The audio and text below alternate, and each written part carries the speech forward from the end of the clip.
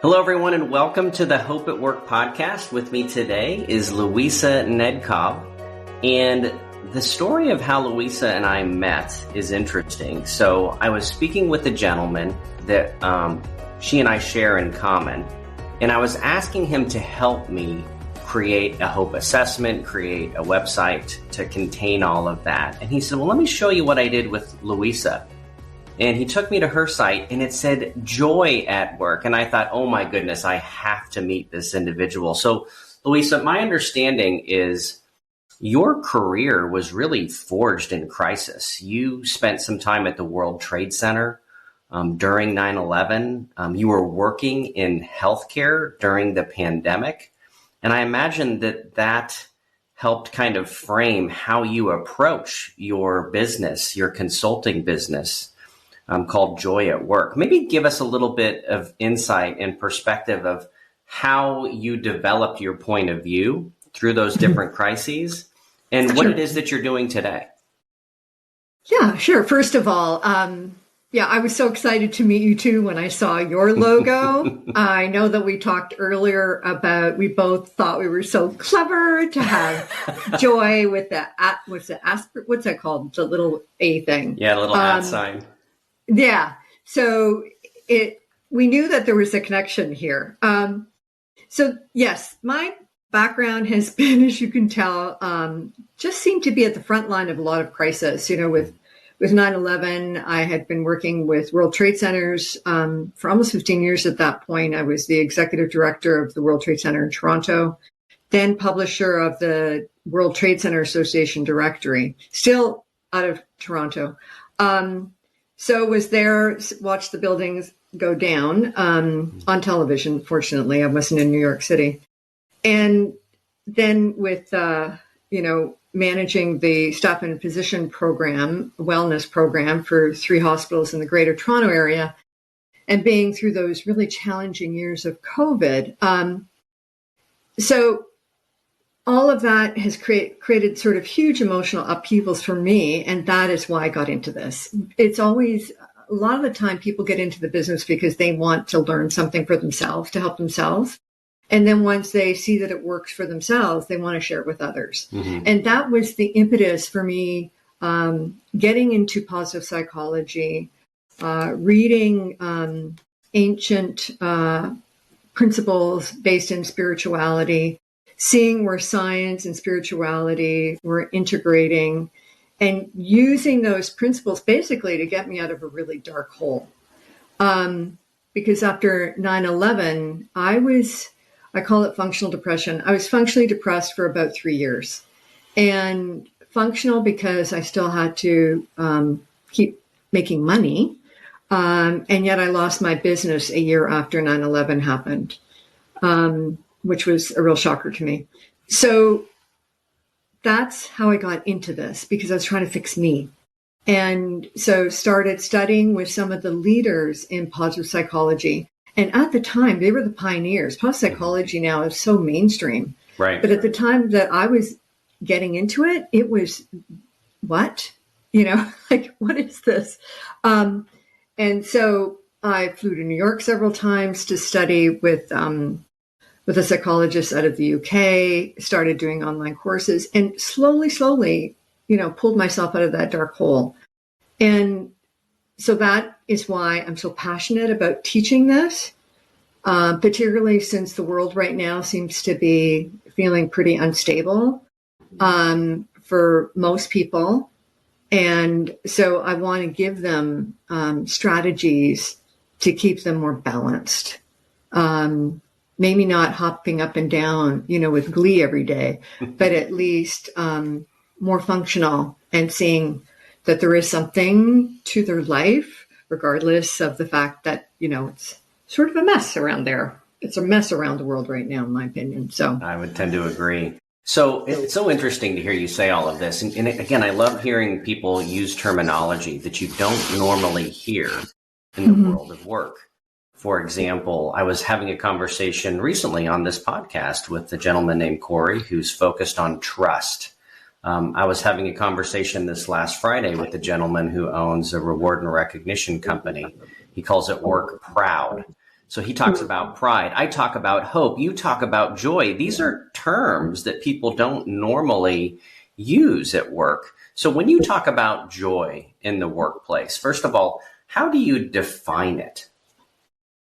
Yeah, people get confused between joy and happiness and delight. I was just on a phone call a couple of days ago with some other professional speakers, and one of the speakers called it delight. I knew what she was talking about, but it really, I'm not kidding. It just, because it's not delight. Delight is a momentary, fleeting moment of delight, of happiness, something that makes you feel good.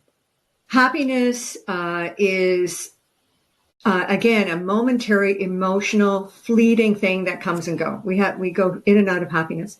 Joy for me is more of a very internal state that you're grounded in. And for me, it's knowing that even if the world is sort of falling apart, that I'm okay, that I'm in a place of peace and joy and gratitude. And so for me, it's a very stabilizing place. I'm not always hopping around laughing and saying life is great, but I still feel that sense of joy. Where I came to that, I'm just thinking, is I remember when I first started getting into this after 9/11, and I mentioned that it was 3 years of depression, and I really started working these strategies, and I was broke, like so broke, zero in the bank account for the first, it was awful. But I'll never forget one day looking at my bank account. It was still zero, by the way, trying to figure out how I was going to pay my rent. But I was happy.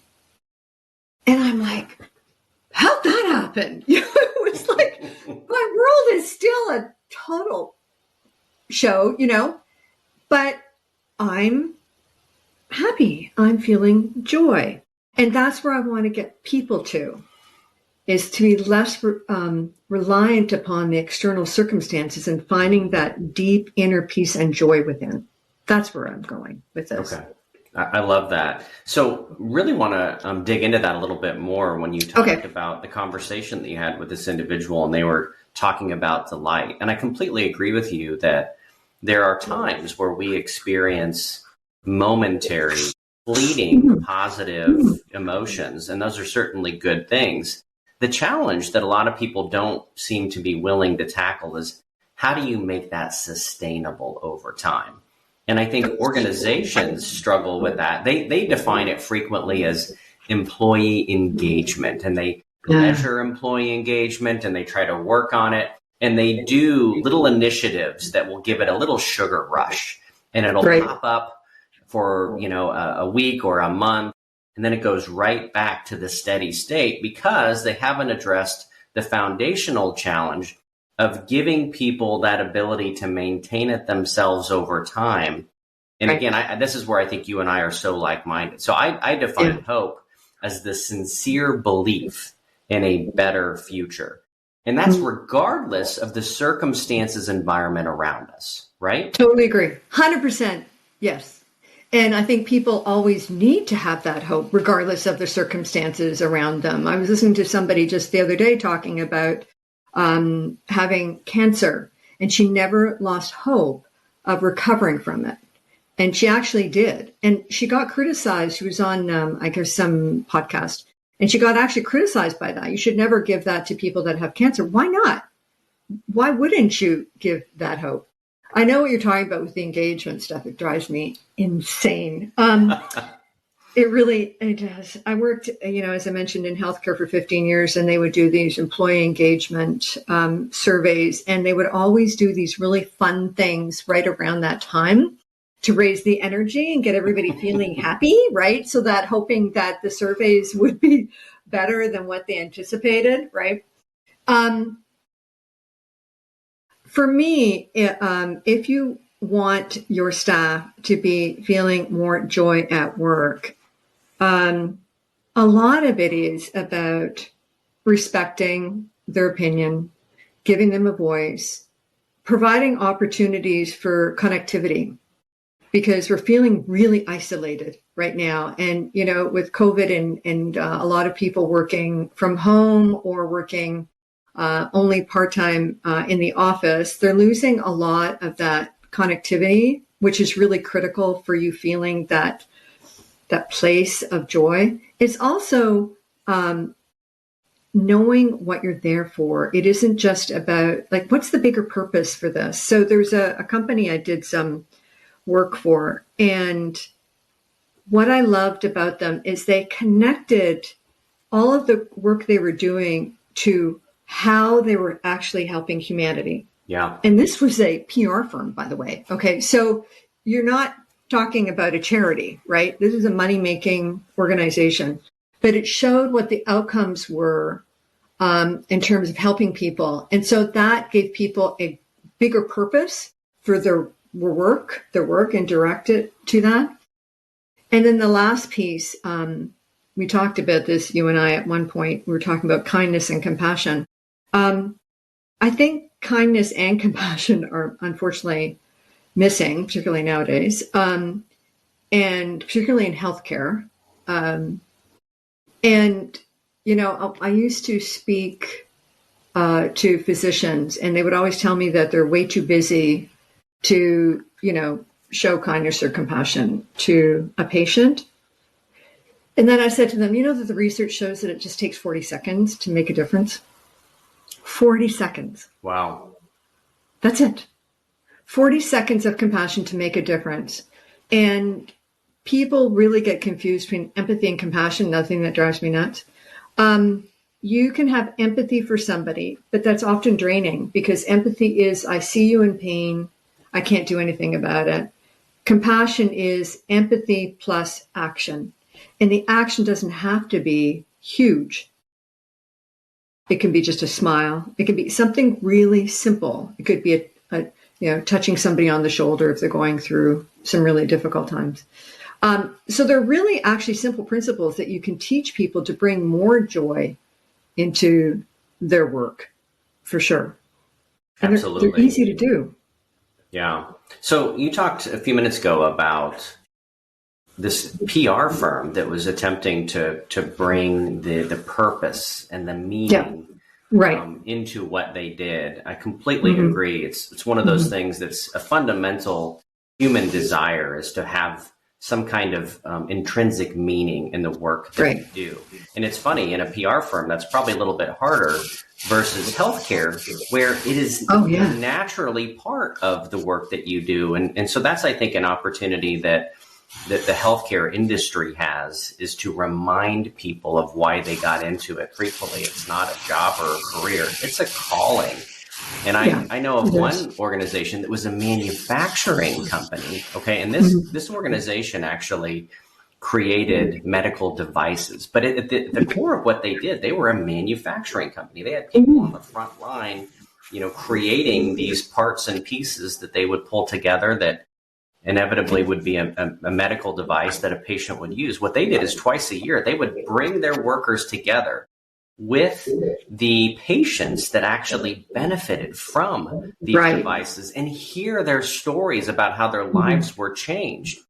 And that gave them such a better sense for the reason behind what they were doing.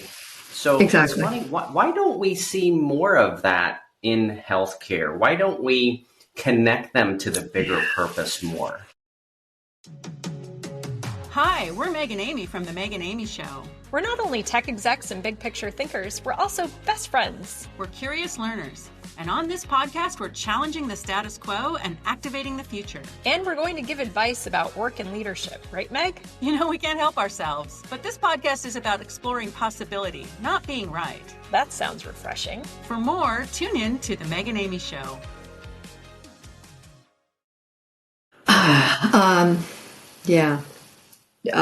Okay. So I'm thinking about how to address this nicely. I know unfortunately in Canada, it's the same as in more so in the US, because it's about money. Okay. And the focus is on keeping costs down, packing in Canada, in any case, again, it's because it's, it's government organized. And so costs are a big issue. It's difficult for staff to connect to even though I know this is the way they're wired, and this is the way we're wired. We're wired for service. We are wired to help others. Yes. It's what gives us, quote, joy, right? And I know the frustration I heard from a lot of the nursing staff at the hospitals that I served is that they were just rushed off their feet. They had way too many patients, right? And the physicians, way too many patients. So everybody is just in overwhelm and in survival mode. So when you're in overwhelm and survival mode, that kindness and compassion, just drop this 1 second, tends to go out the window.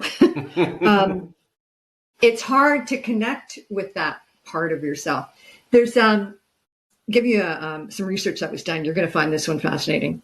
So there was a study done out of Princeton University, and it was a couple of professors decided to study some seminary students. And so these are pastors in training, right? And so they got a group of them, and they said to them, okay, there was two groups. They divided them in two groups. One was they were going to do a presentation on, why they had become a pastor and how they were going to develop that. The other one was the Good Samaritan story. So, the Good Samaritan story is somebody is, I guess, on the road, down and out, and the Good Samaritan helps them. Pretty basic Bible story. So again, these are seminary students. Okay.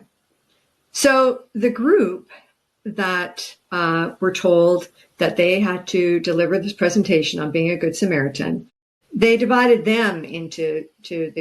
them again into three groups. And the first group was told that, okay, this was at Princeton University, they had to get across campus and they had to really move because there were 200 people waiting for them on the other side. Okay. And so get a move on. Then the professors hired an actor and positioned them halfway across the path to the other side. And he looked beaten up and he was clearly in distress, moaning and groaning, crying for help. Okay. Well, the first group, which is like, I got to get over there. Keep in mind, these are seminary students. Only 10% stopped and helped him. Oh, man. 10%. Yeah. And then the next group, okay, so you have got some time to get over there to deliver your presentation on, being a Good Samaritan. And so that group, again, they put an actor halfway along. It was about 40% that stopped. Wow. Yeah. The third group, it was like, you've got hours to get over there, but we suggest you get over there and, get all set up so that when the 200 people arrive, you're going to be in good shape. And there's some food over there and so on. You've got a couple hours. 60% stopped. Wow. Yeah. So, and it was the same for the group that were going to deliver a presentation on how to be a good pastor and what they were going to do and so on. So it's like the only thing that was the big difference was in their mind how quickly they had to get over there. And these are people that are wired to give. And they're not being kind and they're not stopping and they're not. So it's like, and what about the rest of us? And so it just demonstrates that when you are moving so fast, this way, that way, that you miss these opportunities. They said it was so bad with the first group that some of them even walked over him. Oh, my goodness. They walked over him. So it wasn't like they didn't see him. They saw him. They walked over him. So and then you wonder why people are not so kind and compassionate these days, particularly in healthcare, because they are so taxed for time. And, as I mentioned, the physicians that I spoke to, they were shocked when I said the research shows it just takes 40 seconds. And by the way, this isn't my research. This comes from a couple of physicians in the U.S. They had done, they were looking at ways to prevent compassion fatigue and burnout. Yeah. And they thought everything I've looked at has said I need to go away, get away from my work if I want to recover. And there's like, meditation, vacation, all the stuff we know, exercise, journaling, whatever. And this one physician said, there's got to be another way. So they took a look at all the research that had been done, and they curated about 200 research pieces, right? Research articles. And it was like, guess what works? Compassion, kindness. It's like, so they started doing that with their physicians and their nurses, because they wanted to see, does this really work? And he did it with himself. And he's like, it's amazing. You're still on the job and you're just offering more kindness and compassion. And it got him through the burnout to the other side. But people don't think about that. They think, well, it's nice if we can do it, show kindness every now and again, if we have time.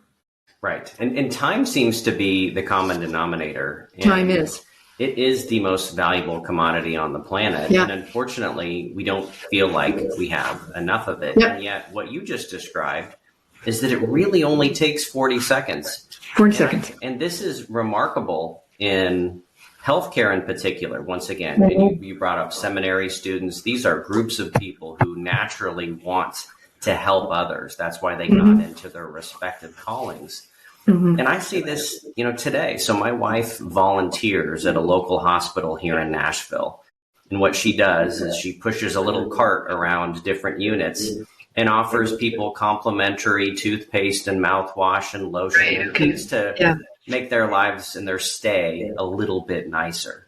Which is nice. Her experience, Louisa, has been not very positive in terms of interacting with the staff. Oh, yeah. Because a lot of times she needs help when a patient requests things like a razor. Is it okay if I give this person a razor? And she has found the nursing staff in particular to be not necessarily rude, but you can tell they don't feel like they have the time to interact with her when she's actually there to supplement them and to make their lives a little bit easier by fielding some of the questions and requests from the patients. It's frustrating. And so I'm wondering, maybe we hear a lot about AI. We hear a lot about automation of administrative and transactional tasks. We know that a very large percentage of healthcare is administrative in nature. It is. So if we can remove some of those elements, will we be giving people more time to show compassion? What are your thoughts? I hope so. I think, our mutual friend, Kamal, is actually doing that, as you know. That's right. And I'm not as scared. I understand that AI can be used for nefarious purposes, for really bad stuff. And I've heard some stories about how it was used in the war in Israel and Gaza and stuff.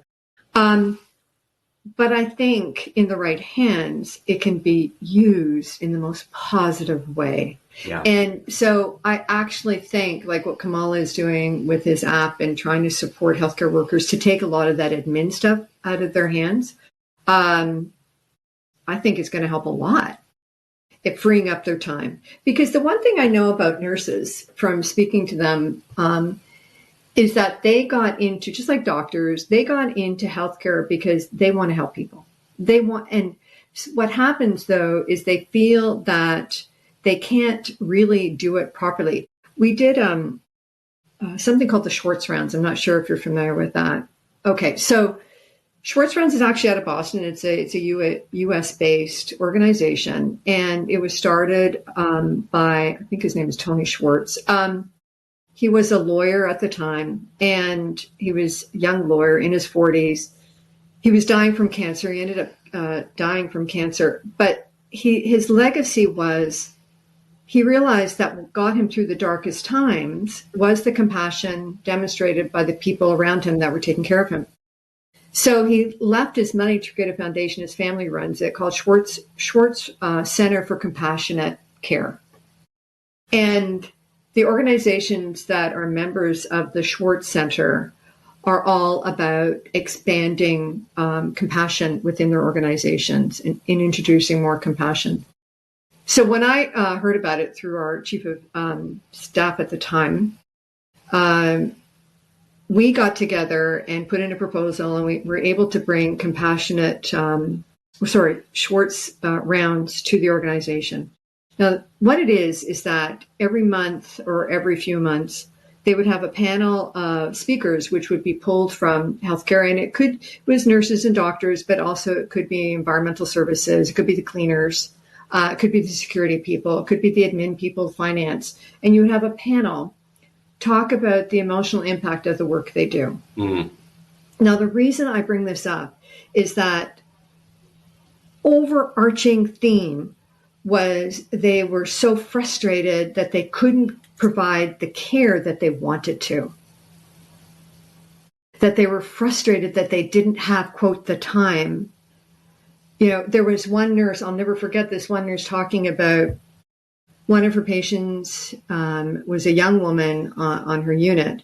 And we'll just call the nurse Susie. So Susie was saying, she was running around and running around and running around and running around. And at the end of the day, she went in to check on this young woman. Well, this young woman had been sitting in her urine, for hours. And she said to the young woman, because she couldn't get up out of bed, she said, "Why didn't you call for help?" She said, "I didn't want to bother you. I knew you were so busy." Wow. That broke that nurse's heart. Like, what? And so she was close to tears. Actually, she had all of us in tears, because this happens every day in hospitals. When I was, it was one of the things that I really found challenging, because I had a pet therapy program, but it wasn't for the patients. It was for the staff and physicians. I brought dogs in. Yeah, for the staff physicians. It was my favorite thing I ever did. Okay, I'm a dog lover. I have a corgi. As you can see, I don't know. No, you can't see her picture. Anyway, so I have corgis everywhere in my house, the pictures of her. Anyways, I brought these dogs into the program. And so I was often on the units with the handlers and their dogs. And, you were saying that the nurses really, some of them wouldn't even give us the time of day. Okay. But for the most part, they were so thrilled to see these dogs, and it just gave them momentary moments of happiness, right? They would, and right after COVID, when we brought them in, we had nurses crying on the floor, hugging the dogs. They were so happy to see them. Oh, it was just, but the reason I mentioned it is that I can't even tell the number of times I walk through and I would hear patients yelling for help and being ignored. Mm-hmm. And you would talk to the nurses and oh yeah, they yell all the time. Okay. So there was one, I was waiting in the emerge of one of the hospitals with the dogs, waiting for the dogs to do their little rounds with all the staff. And in one of the little, rooms off the main area, I was hearing a little voice saying, "Help me, help me." And it was a little old lady.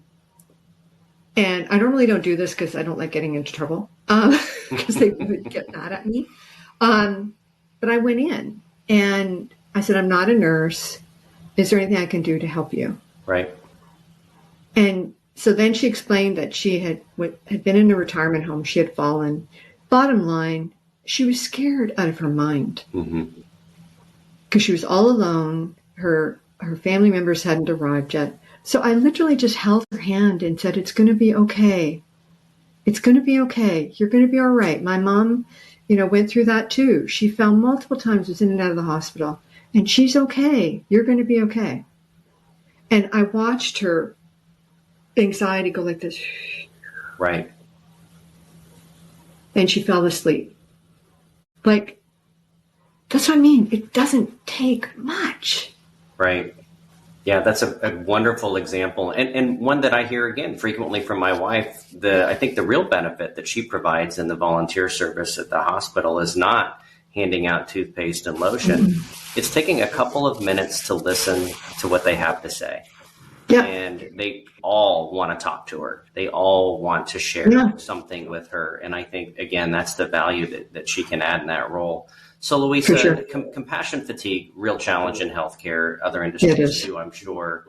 So as we wrap up, when you think about how you can spread positivity and joy at work and create the emotional resilience that you like to speak about in the form of gratitude and compassion and kindness, what one piece of wisdom or advice could you give to the audience of something that they can at least start doing today without a whole lot of formality? Look for opportunities to be kind.